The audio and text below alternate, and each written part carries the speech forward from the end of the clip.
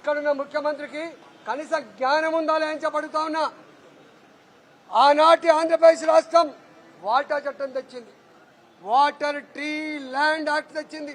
ఇవాళ ప్రైవేటు వ్యక్తులు తన ఇంటి వద్ద ఒక చెట్టు కొట్టుకుంటే కూడా పర్మిషన్ తీసుకోవాలి.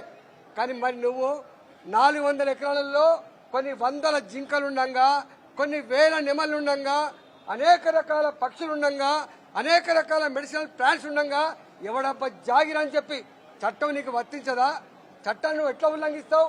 ఏ చట్టాన్ని అయితే ప్రభుత్వం చేసిందో అదే చట్టాన్ని ఉల్లంఘించి వందల డోజర్లు పెట్టి, వందల మంది పోలీసులను పెట్టి, విశ్వవిద్యాలయ విద్యార్థుల రక్తాన్ని కళ్ళ చూసి ఇవాళ 150 ఎకరాల్ని ఇవాళ కొట్టేసి, ఇలా జింకలు ఏం చేయాలో, పక్షులు ఏం చేయాలో కనీస సేఫ్ గార్డ్స్ కూడా లేకుండా ఈ విధంగా చేసినాయి. నేను ఒకటే, ఇప్పటికైనా ఈ మూర్ఖ ప్రభుత్వం పిచ్చి పిచ్చి వేషాలు చేయకుండా, విశ్వవిద్యాలయ భూముల జోలికి రాకుండా వాటి పూర్తి స్థాయిలో రక్షణ కల్పించాల్సిన బాధ్యత ఉందని చెప్పి ఈ ప్రభుత్వానికి హెచ్చరిస్తా ఉన్నా.